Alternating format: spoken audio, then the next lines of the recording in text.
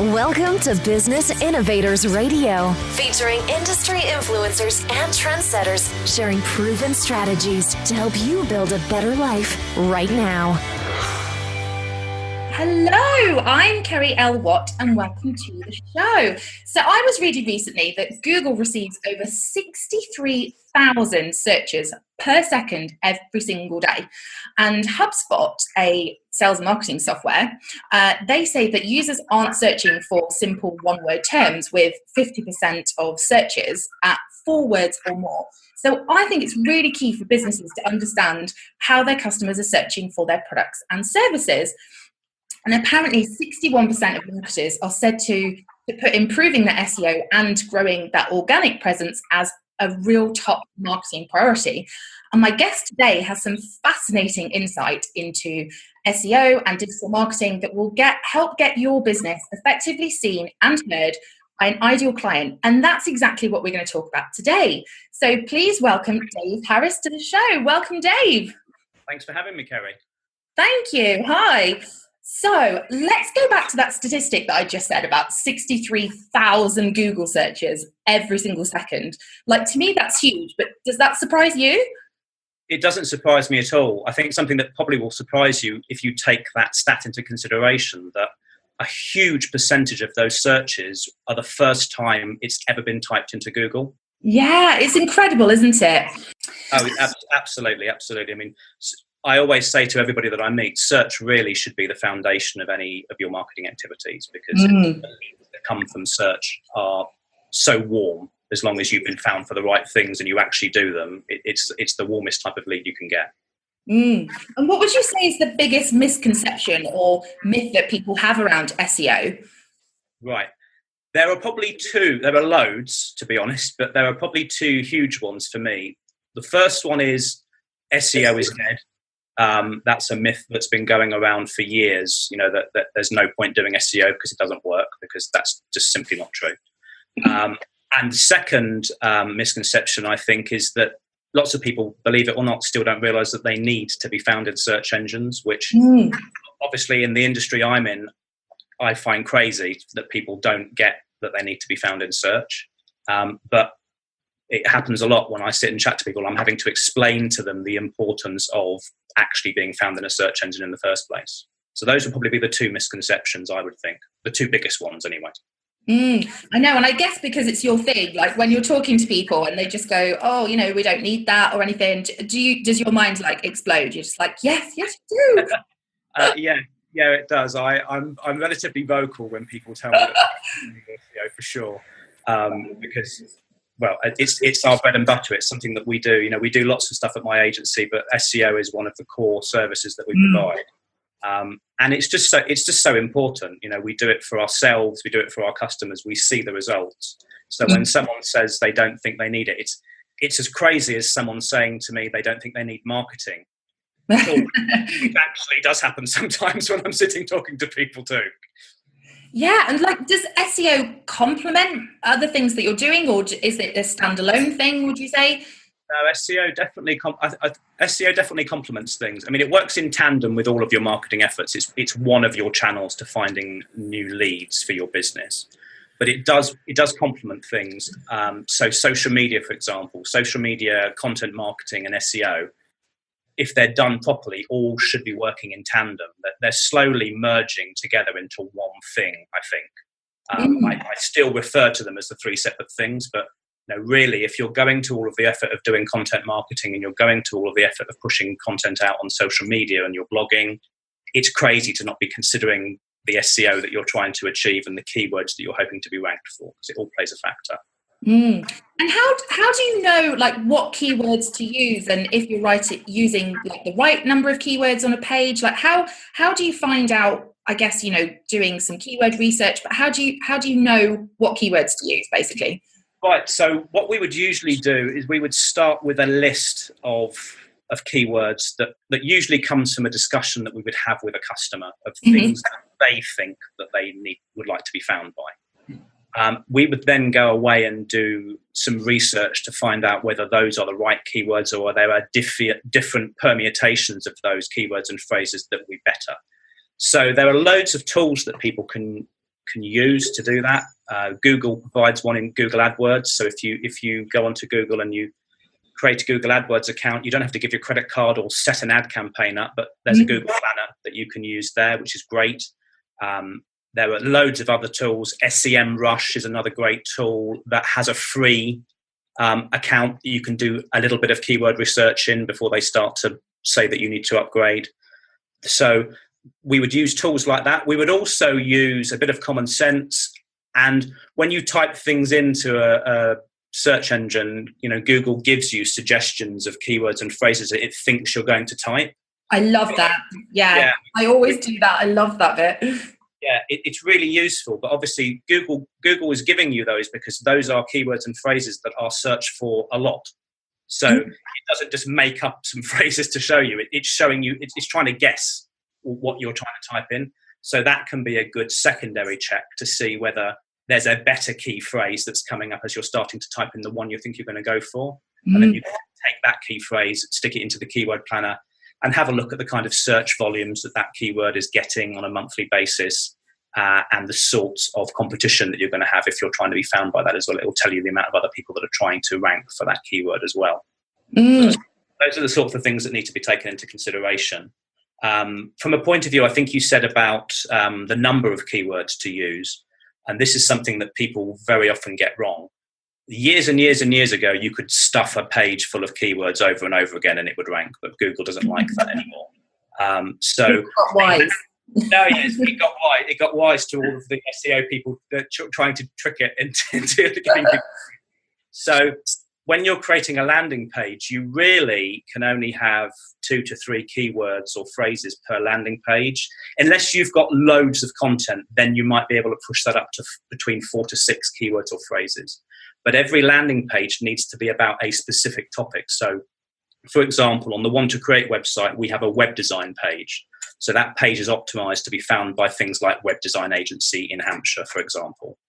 You couldn't start trying to throw in a few print design or marketing agency related keywords onto that page because they would start to contradict what the page was about when Google was indexing it. So people tend to overstuff their pages or try to make a page do too many things. You need to, if you want to be found in search and you're thinking of your products and your services, every product and service really you need to be considering having a landing page for it and optimizing it with those 2 to 3 keywords or phrases. I love that. That's so interesting. And I love what you said about just typing those words into Google as well, because I quite often do that for, if I need inspiration for a blog post or something like that, I'll just be like, PR or I don't know, a hot topic, and I'll just, look at what people are searching for and create a blog post or something around that. So I love that is actually a technique that you guys would use for SEO as well. I think that's awesome. Yeah, no, Google does quite a lot to make it hard for SEO people to optimize sites for organic search, but that's one thing that they give us that is actually really, really helpful. Yeah, and accessible to everyone as well. Absolutely. While we're talking about keywords also, another thing that is pretty important when you're planning the keywords you're going to use on a page is there's a thing, I hate using jargon, but with SEO sometimes you have to, called latent semantic indexing, or LSI for short. And basically that's words that Google would expect to be seen if a page was really about the thing that you're trying to rank for. So if again you think of web design, if you're having a landing page about web design, Google would expect to be seeing things like mobile friendly and responsive. If you're optimizing a page about classic cars, Google's going to expect to see some of the brand names of real classic cars like Jaguar E-Type and Bentley and this kind of thing. So if you just if you just go to a browser and just type in latent semantic index keyword tools, there are loads of free tools that you can use, and you can type your primary word in and it will give you suggestions of other words that should be contained within your landing page to help. Amazing. Thank you. Oh, it's so good. And what can I ask, what led you to specialize in this area? There was a couple of things. I'm a bit of a geek and I really like data. So I really like the whole analysing what's going on, coming up with a tactic, trying it, seeing if it works. I really like that. And also the importance of search, of just of generally being found in search. I've been doing this for a really long time, so I can remember when all you really had to do to be found on a search engine was use a meta keyword and a description and just stick in the keywords you wanted to be found, and that was pretty much all you had to do. And obviously it's got more and more complex as time's gone by, and I just find it a fascinating part of the digital marketing world. And if when people say to you, if you were a millionaire, what would you do? I would do SEO. The guys that work in my company that do SEO full time, I'm really envious of them, because if they have the job, I would really die. And I'd love to hear, like, what led you to start the agency as well, 12Create? Were you kind of consulting before, or just right? No, it's kind of a funny story. So basically, I decided I wanted to be freelance. I kind of worked my way up to being the head of media at a FTSE 250 company. And I was getting really bored of corporate life, really still loved marketing and all the digital side of things, but just didn't really like the corporate treacle that you had to sort of wade through as an in-house resource. So I came up with this fantastic idea of going freelance. I moved to Spain, and my plan was I was going to kind of live on the beach and do 2 or 3 jobs a year for English customers, and just, which is why the company's called 12Create, because originally I was the one to create. Oh, of course. Yeah, I love that. 17 to create doesn't have the same ring to it. So all of us to create. Absolutely right, yeah. And at the time I did it, I guess I always joke with people, I was obviously groundbreaking with what I was trying to do, because this was back in 2002. And everybody wanted to see me face to face. So I was always flying back to England. I think the longest period of time I had in Spain was 10 days without having to come home. Oh, wow. So I moved that back. I got loads of work. I got loads of referral work, ended up having to expand and hire people because I just couldn't cope with working with other agencies. I'm a bit of a control freak. I like to have it all under my control. And I had a few things go on, like in the early days when I was doing the creative work and outsourcing, say, the development of a website to someone else, that something would go wrong and it would always be what somebody else had done, and then they'd be off on holiday, and it was just horrible. So I kind of wanted to bring it all in-house. But the thing that I find ironic is if you roll forward to where we are today, I mean, like, we're doing this interview now, I'm in my home office, you're probably in your home office. Indeed. No one ever really wants to come and see me face-to-face anymore. We've got lovely offices that converted a Flint barn, and we have to beg, borrow and steal to get people to just come to see us. No one cares about the offices and everything. And so probably if I did it now, I probably would be living that life on the beach and just doing a few jobs. Yeah. That's kind of how it happened, really. Oh, it's what I absolutely love, hearing people's stories and why they started their business. I just find it fascinating.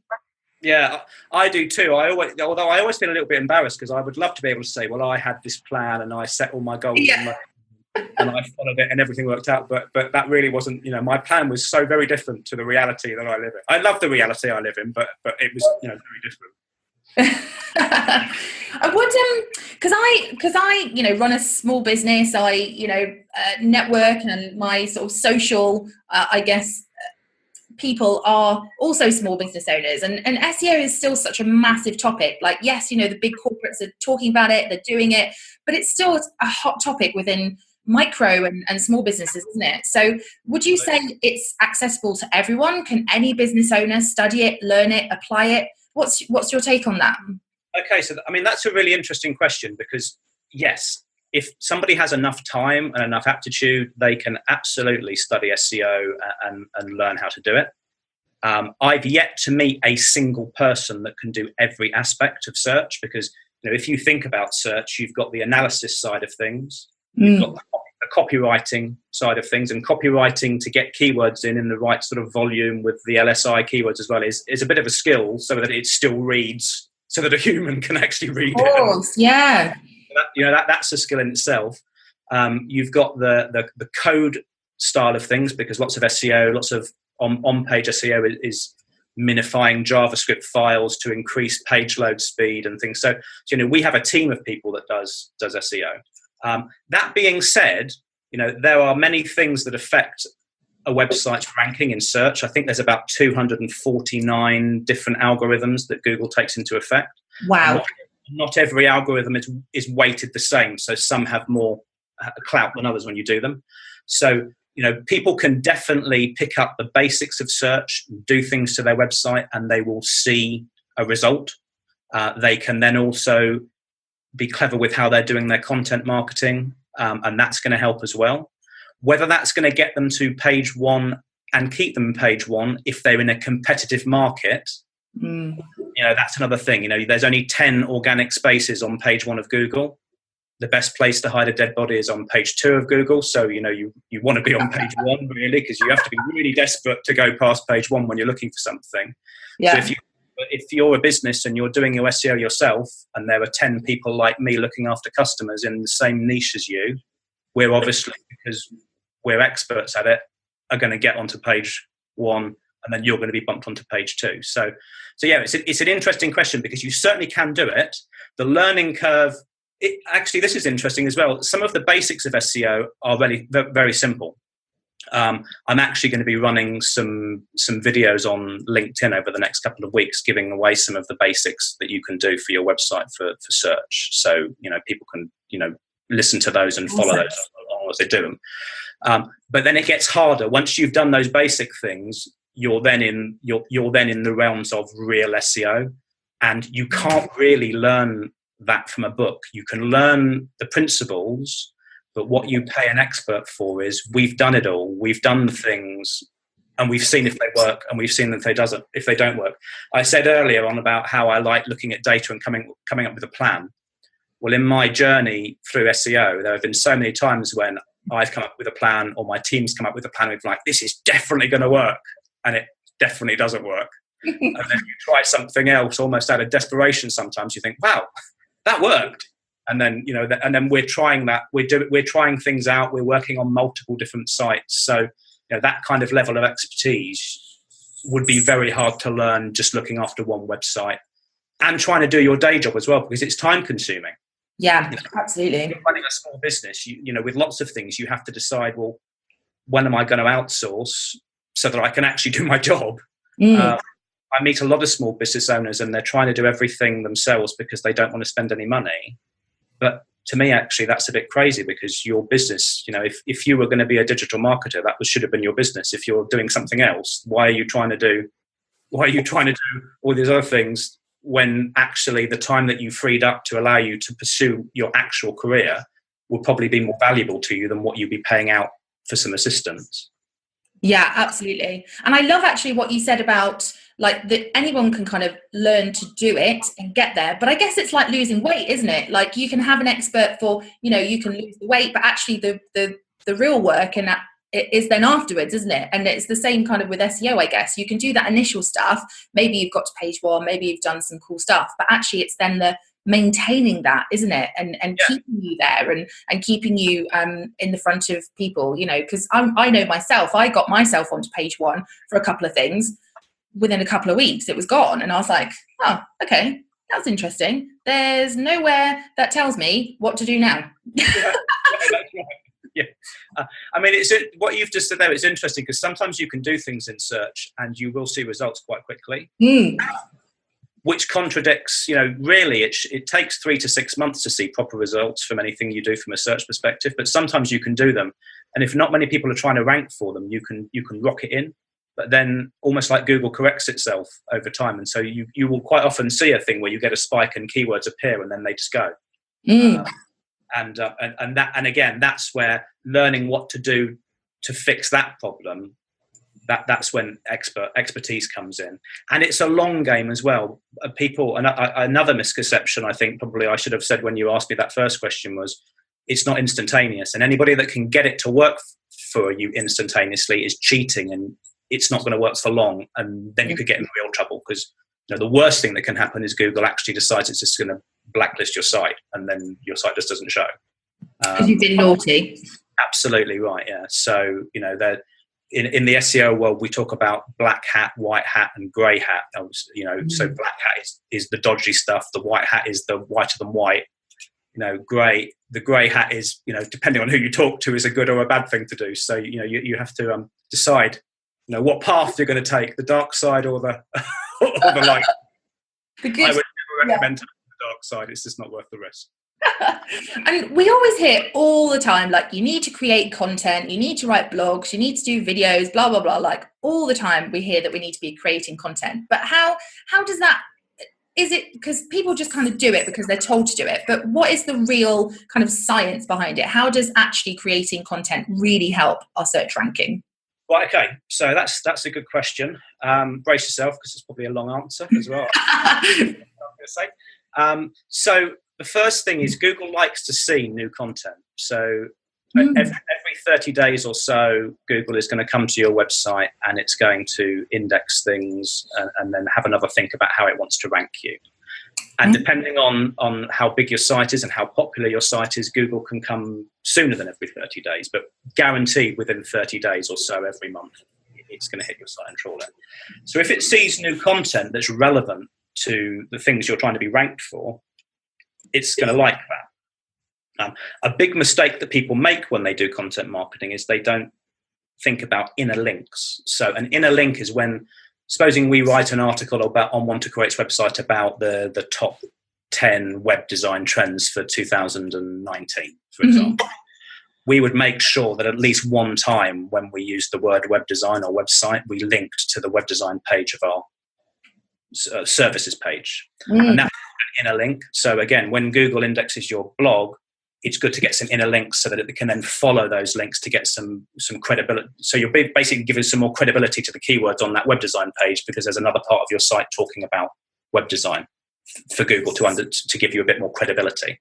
It's a very basic way of explaining it, rather than starting to talk to you like you're an SEO person and completely baffling you and all of your listeners. Genuinely, that is the best response or answer to the question that I've had, because I'm a person that needs facts, or I need to, like, okay, you told me I need this, but why? Like, you know, I always question, like, a doctor, or I don't know, just like anybody who's told me do this. I'm like, well, yeah, but why? And the fact that you've literally just said, you know, about, you know, Google actually checking your website and checking, you know, what you're posting about and stuff, that just makes total sense. Yeah, you know, basically Google, you know, in essence, all Google is trying to do is provide its customers with the best possible user experience it can give them. Their customers are people that are searching. So all Google really wants to do is give the best answer to the question it's just been asked. So it's a great website that is about a topic, and you're pushing out regular content to back that topic up.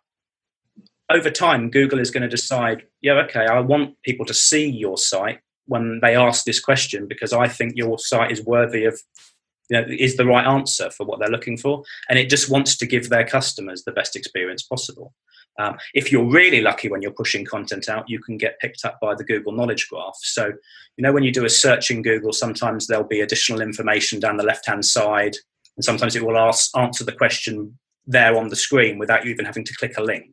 That's called the Google Knowledge Graph. And sometimes if you're lucky with the way you push your content out and the way that you link to it and the way you use social media to try and get traffic to it, if it becomes a very popular page, Google can pick that up in the knowledge graph. And again, that's a great thing for you as a business. We have a few customers that we've got various blogs that they've written that come as the answer in a Google knowledge graph.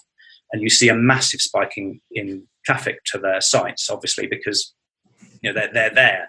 You're being slapped in the face by what they've written on their site as you search. That's amazing. That's so interesting. Honestly, I just think it's just incredible.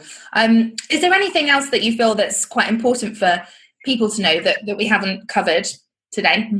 From a search perspective, I think the main takeaway that I would give to people, and I say this to people all the time when I chat to them at events or wherever, is, and I think I've already said it once before, when you're doing your content marketing activities, just speak to if you're doing everything on your own, think about what you're trying to achieve in search. If you're in a bigger company, the content team should be speaking regularly to the search team, because if there's a really choice keyword on page 2 of Google, which we all know is where you don't want to be, some content marketing efforts, you could come up, okay, what can we do? Let's write a couple of blogs about a topic where we can use this keyword, then let's support those with some social media activities as well.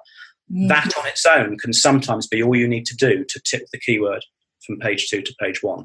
So I think a targeted approach to your content and your search efforts would be a thing that I would hope people would take away from this interview. Yeah, that's amazing. Thank you so much for sharing this and being here today. My pleasure. And how can someone that wants to find out more hear about Dave Harris and how you can help them? Right. Well, they can obviously come to the Want to Create website, which is www.wanttocreate.co.uk, which is create.co.uk. And there's all information about the services that we provide there. I'm pretty easy to find on LinkedIn. If you search me on LinkedIn, I'm pushing content out all the time about various different topics, and over the next couple of weeks, I'll be doing a load of SEO related topics. I'm pushing some videos out on that as well. And by all means, reach out and connect to me. I'm happy to connect with people. I kind of feel I decided when I set the business up that from a point of view of how I was going to win new customers, I was going to give information away to people, assuming that some people would come back to me and use me as their supplier. And so you'll find if you come onto my LinkedIn feed, if you go onto any of Want to Create social media feeds, we're on all of the platforms. If you come to our site and look at our blog, we're forever pushing content out that's geared towards helping people in business do some of the marketing activities themselves. So yeah, I'm pretty easy to find on LinkedIn, and the website will be the two best places to find me. Amazing. Thank you so much, Dave. And I have to say, for everyone listening, I'm connected with Dave. I know Dave quite well, and his content is incredible. Like I'm really excited about the SEO stuff that's coming up. So I definitely recommend people keep watching for that. And sorry. Thank you very much. Pleasure. Well, thank you so much, Dave. And thank you everyone for listening, and bye for now. Yeah, bye everyone. Thanks for listening to Business Innovators Radio. To hear all episodes featuring leading industry influencers and trendsetters, visit us online at businessinnovatorsradio.com today.